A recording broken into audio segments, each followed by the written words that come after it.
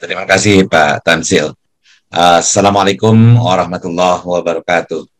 Alhamdulillahirabbil alamin wassalatu wassalamu ala asrofil anbiya'i wal mursalin sayyidina wa maulana Muhammadin wa ala alihi wa sahbihi ajmain.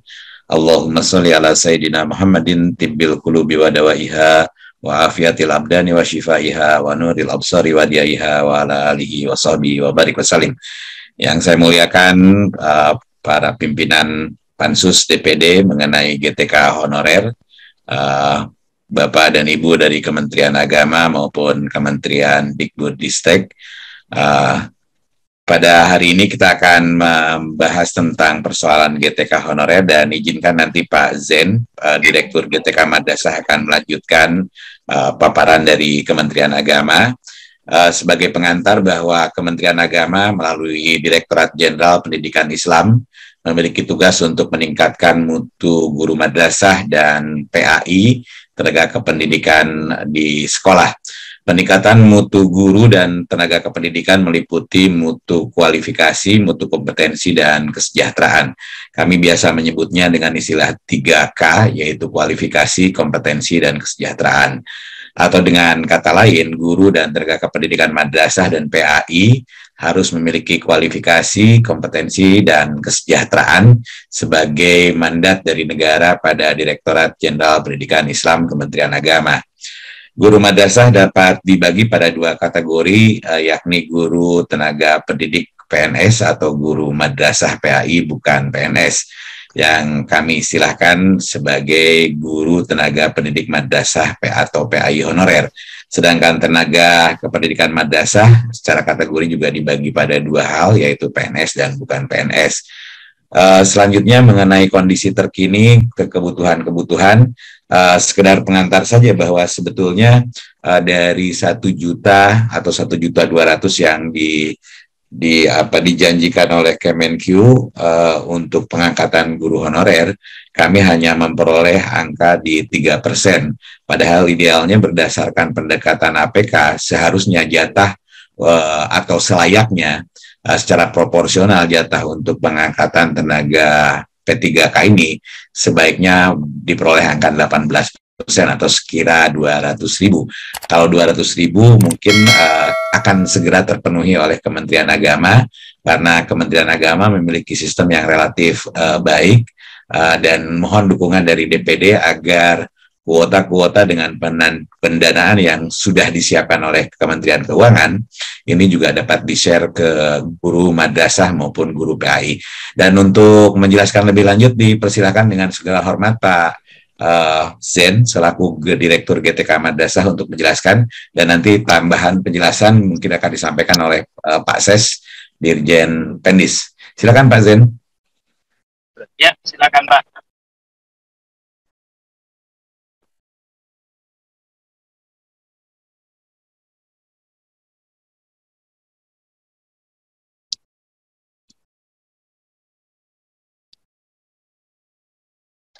Pak Zen.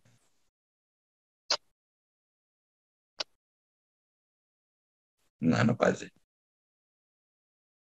Halo Pak Jet.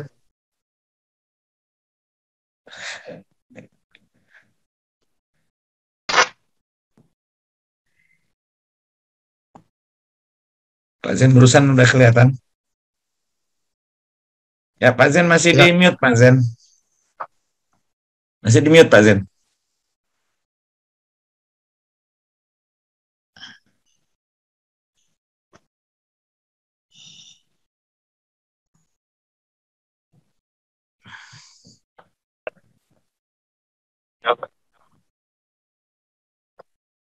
Pak Zen masih. Ya, Assalamualaikum. Ya, silakan Pak Zen. Ya, makasih. Mohon maaf, terima kasih Pak Dirjen. Ini senior saya Pak Tansil Lindru. Terima kasih atas kesempatan yang luar biasa di forum yang mulia ini. Pak Zen.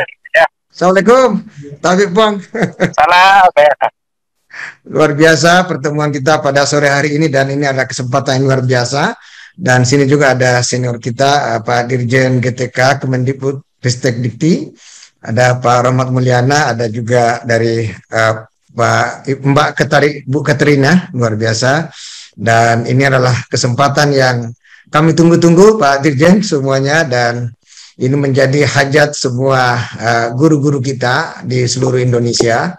Dan seperti tadi Pak Dirjen sampaikan bahwa Kementerian Agama dari sisi postur struktur kepegawaiannya, terutama guru dan tenaga pendidikan, kita memiliki guru 83,44% guru kita tenaga honorer, dan hanya 17% guru kita PNS. Jadi sejatinya untuk pengangkatan ini guru kita dari Kementerian Agama sangat membutuhkan itu. Dan hitungan kami lewat data Simpatika, kebutuhan kita sekitar 192.008 orang, dan nanti Pak Sekretaris Direktorat Jenderal Pendidikan Islam menambahkan untuk PAI. Ada nggak yang panduannya di situ? Ya. Pak Zen belum tampil anunya PowerPoint. Iya. Ini karena ya sudah saya tampilin. Dulu aja. Ya, saya tadi sudah searching. Oke, nanti sambil jalan Bapak Ibu sekalian. Jadi saya screen. Izin saya share screen ya.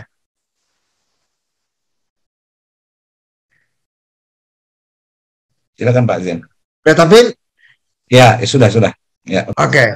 Jadi masalah pula. Ya. Nah, ini tadi Pak Dirjen saya sampaikan, saya loncat dari sisi guru kita ada 767.722 guru, tenaga kependidikannya 86.807. Sudah saya sampaikan tadi. Kemudian ya tadi program ada 3K tadi sampai Pak Dirjen, saya lewati saja isunya, saya langsung ke pentingnya pengangkatan P3K guru madrasah. Nah, tadi sampaikan bahwa P3K kita insya Allah ini menjadi solusi terbaik untuk ini, dan sekedar pengetahuan bersama, untuk 2021 kita baru mendapatkan 9.000 kuota dari kebutuhan 192.000 tadi, dan itu pun X K2 2019. Jadi mohon DPD memperjuangkan kita, dan semoga tahun 2022 kita bisa memberi afirmasi atau rekognisi negara terhadap mereka. Kemudian insya Allah dengan data Simpatika kita insya Allah terupdate dan cukup komprehensif. Jadi kalau kita mendapatkan kuota, insya Allah kita bisa memenuhi dengan data yang kuat yang kita miliki. Kemudian kebutuhan P3K, ya ada beberapa kami mengurus mulai RA, Raudatul Atfal. Setelah kita menghitung sesuai dengan rombongan belajar, kita memiliki lebih 1 juta siswa di RA. Dari kebutuhan guru kita 46.647 guru. Kemudian madrasah ibtidaiyah setingkat SD itu 91.778 guru. Kemudian MTS setingkat SMP 42.733 guru. Kemudian MA Madrasah Aliyah Keagamaan ada 10.850 guru, dan totalnya ada 190.008 orang. Ini Bapak Ibu peta yang kita miliki, dan semoga pertemuan ini akan semakin memberi enlightenment kepada kita, pencerahan, dan saya pikir Pak Dirjen GTK Kemendikbudristek akan mendukung kita juga, dan insya Allah kami sebagai eksekutor di bawah Pak Dirjen Pendis akan bekerja keras untuk ini, dan mudah-mudahan Bapak Ibu semuanya terketuk hatinya untuk memberikan kuota kepada Kementerian Agama.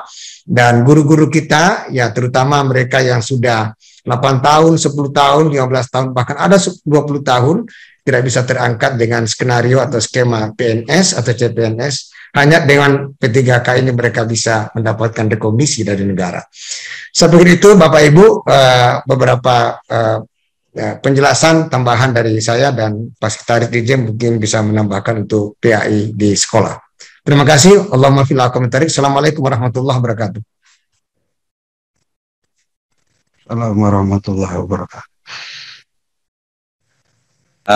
Jadi Pak Tamsil, Ibu dan Bapak yang saya hormati, kami mohon melalui forum yang terhormat ini, kalau misalnya diperkenankan sisa-sisa kuota yang tidak digunakan oleh guru-guru sekolah itu dilimpahkan ke Kementerian Agama, kami akan segera memprosesnya dan insya Allah dengan kekuatan data kami untuk meningkatkan kesejahteraan guru, mudah-mudahan semuanya dapat terpenuhi. Paling tidak harapan kami memenuhi angka proporsionalitas dari APK yaitu 18%. Saya kira demikian. Mohon dukungannya dari semuanya, Pak. Dan mohon kerelaan dari banyak pihak ini. Saya kira demikian. Terima kasih dan saya kembalikan ke Pak Tamsil. Baik, terima kasih Prof. Ya, ini sangat menyedihkan mendengar ini minta sisa-sisa kuota ini. Nggak boleh nih, kita harus beri kuota ini yang betul-betul negara harus bertanggung jawab terhadap masalah guru honorer ini. Tidak boleh kita membiarkan ini. Terutama guru agama ini. Kami yang sering ke daerah ini, Prof, menyaksikan bagaimana kehidupan mereka jauh sekali dari apa yang menjadi tujuan nasional kita itu. Jangan sampai kita semakin hari semakin jauh untuk mencerdaskan kehidupan bangsa akibat karena mensejahterakan para guru juga tidak terwujud. Apalagi untuk masyarakat secara umum. Saya kira karena itu saya punya tulisan hari ini itu meminta supaya Pak Presiden memberikan prioritas terhadap masalah ini. Kalau perlu menunda infrastruktur kereta api cepat itu demi menyelesaikan masalah ini, bahkan ibu kota negara pun bisa dipikirkan belakangan itu. Ini lebih penting ini kalau menurut saya. Apalagi mendengar pernyataan Pak Dirjen tadi itu hanya minta sisa-sisa kuota itu. Saya kira ini sudah satu tingkat pasrahan yang sangat luar biasa.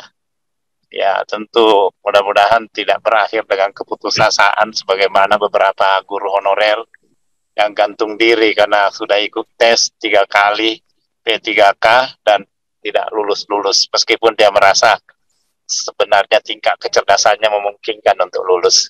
Pak Bambang silakan. Ya.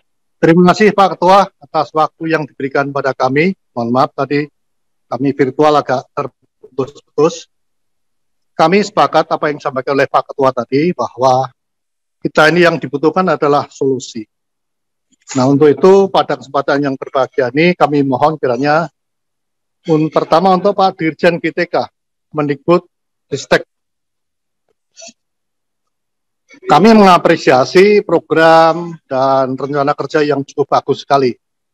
Namun di tengah lapangan saya rasa banyak sekali kendala yang dihadapi oleh teman-teman guru. Bahkan terjadi suatu hal yang sangat memprihatinkan.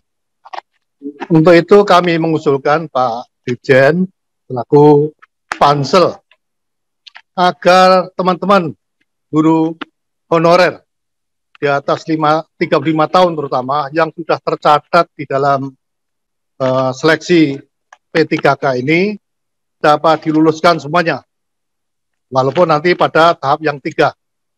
Karena ini kita juga belum tahu nanti kalau tidak lulus nanti apakah dikemanakan. Sampai sekarang kan belum tahu wadahnya seperti apa. Untuk itu kami mengharapkan kebijakan dari pemerintah, terutama pansel di dalam memberikan afirmasi pada teman-teman guru honorer yang di atas 35 tahun yang sudah terdaftar dapat diluluskan semua. Yang kedua, mohon kiranya untuk tahun depan, tahun berikutnya, diberikan suatu formasi juga berkaitan dengan masalah tenaga administrasi, penjaga, dan guru agama. Sehingga ini merupakan suatu kesatuan yang dibutuhkan oleh satuan pendidikan. Selanjutnya, kepada Pak Dirjen Bina Masyarakat Islam. Selamat sore, Pak. Berkaitan dengan masalah agama, Pak Jen, selamat sore Pak Jen. Kalau tidak salah tadi ketemu di Tegal, Pak ya. Siapa? Ketemu Tegal. Ya, terima kasih Pak. Ya Pak Jen. Assalamualaikum. Assalamualaikum warahmatullahi wabarakatuh. Ya, kami mengusulkan Pak, yang pertama adalah agar tahun depan diperjuangkan ya tentunya kami DPD akan mendorong Pak, bagaimana formasi guru agama termasuk tenaga administrasi. Karena terus terang aja setiap wilayah dapat dikatakan kekurangan guru agama.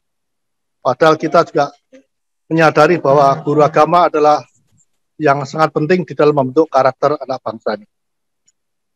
Selanjutnya yang kedua, titipan dari teman-teman di lapangan Pak Dirjen, agar in-passing tahun 2011 sampai 2013 dapat segera dibayarkan. Nah ini mereka tunggu-tunggu Pak ini Pak.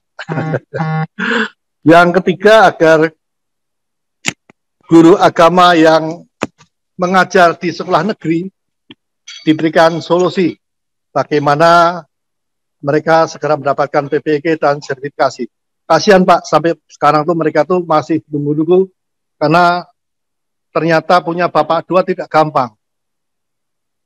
Di Kementerian Pendidikan atau di Pemda dan di Kementerian Agama ternyata mereka justru malah terlupakan. Untuk itu mohon dapat diperjuangkan agar guru agama yang mengajar di sekolah negeri dapat diberikan solusi agar segera diberikan suatu kesempatan PPG ataupun sertifikasi. Mungkin itu yang dapat kami sampaikan, Pak Pimpinan, atas waktu dan kesempatan kami ucapkan terima kasih. Assalamualaikum warahmatullahi wabarakatuh. Terima kasih Pak Tamsil. Mengenai pembayaran in-passing tahun 2011 sampai 2013 nanti kami hitung, dan selama ini kami memang melakukan pembayaran terhadap beberapa hal yang terutang. Alhamdulillah Tukin 2015 sampai 2018 sudah terbayar, kemudian Tukin untuk guru PAI per 2018-2020 mudah-mudahan juga bisa terbayar pada saat ini. Memang ada beberapa hal yang menjadi kendala terutama di dalam ketersediaan anggaran.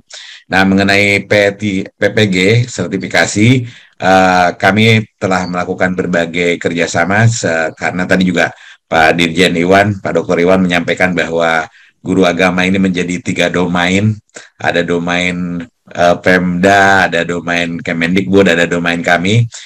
Atas bantuan dari berbagai pihak dan komunikasi yang kami bangun, beberapa pembayaran PPG itu bisa dilakukan oleh pemerintah daerah, dan mudah-mudahan ini mampu mengakselerasi agar mereka dapat tersertifikasi. Untuk kasus di Maluku, Bu Ana, perlu kami sampaikan bahwa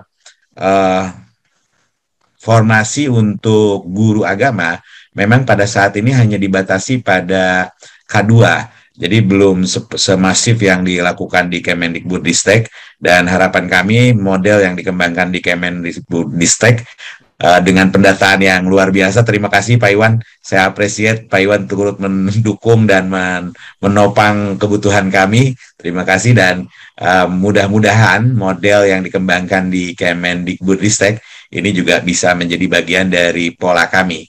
Saya kira demikian. Mungkin Pak Zen mau nambahin, Pak Zen? Atau saya Pak Dirjen bisa silakan, nambah? Pak Ses, silakan Pak Ses.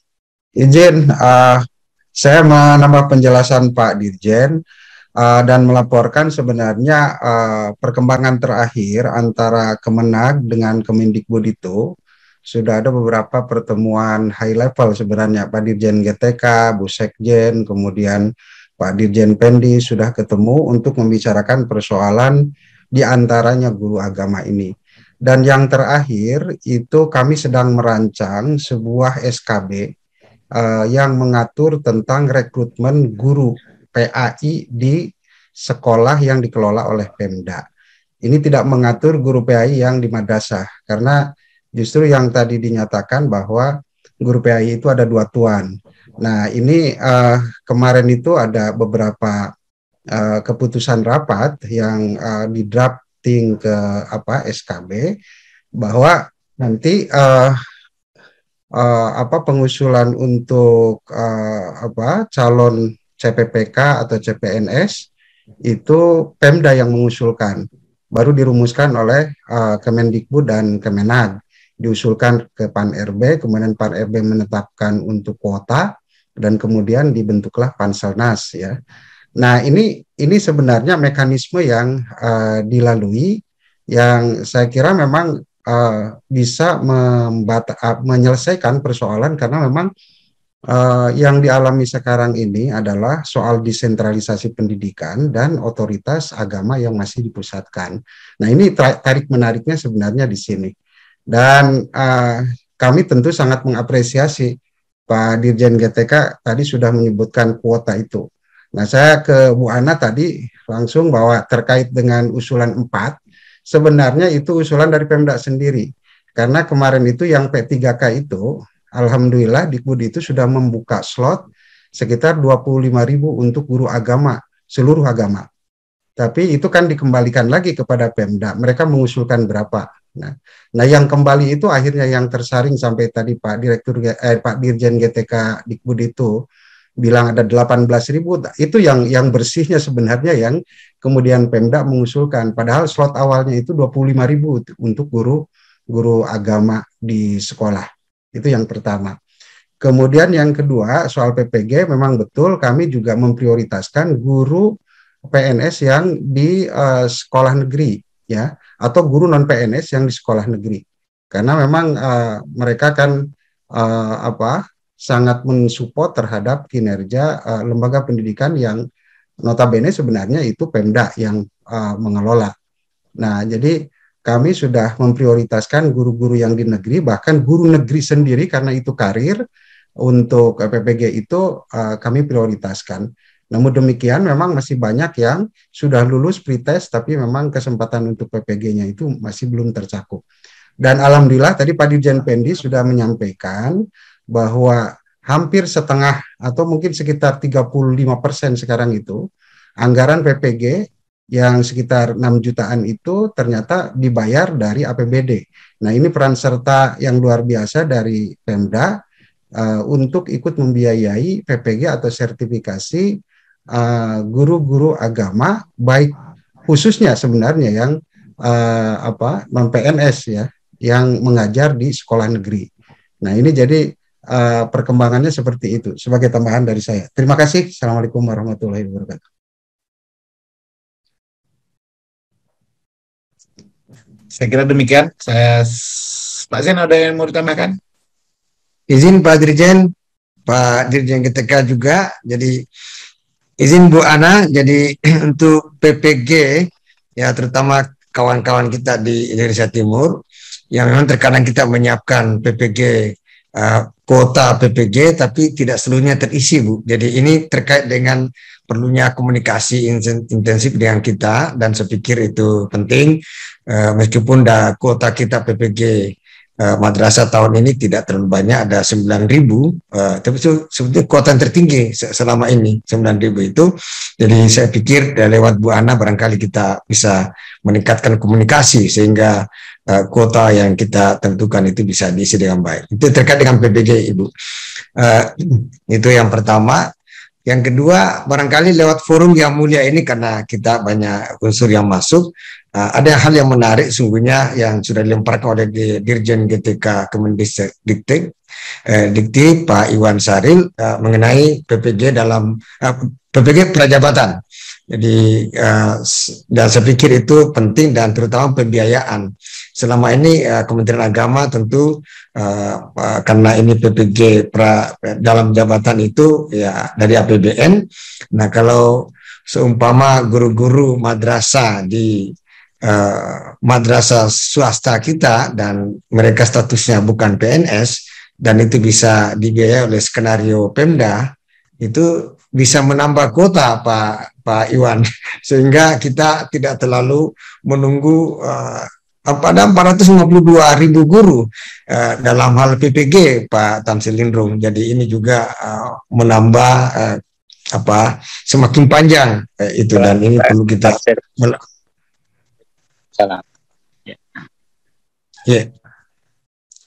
lanjut Pak Zen ya. Ya, jadi itu sehingga kalau ini bisa kita bersinergi dan lewat DPD RI bisa dijembatani komunikasi ini sehingga tugas-tugas ini bisa kita selesaikan dengan baik. Karena kalau tidak kita melakukan terobosan-terobosan seperti Pak Iwan sampaikan tadi, saya pikir ini menjadi masalah, dan perlu ada kesepakatan bahwa tanggung jawab guru-guru madrasah di swasta itu adalah tanggung jawab kita bersama. terutama dalam hal pembiayaan. Saya kira itu tambahan saya. Terima kasih.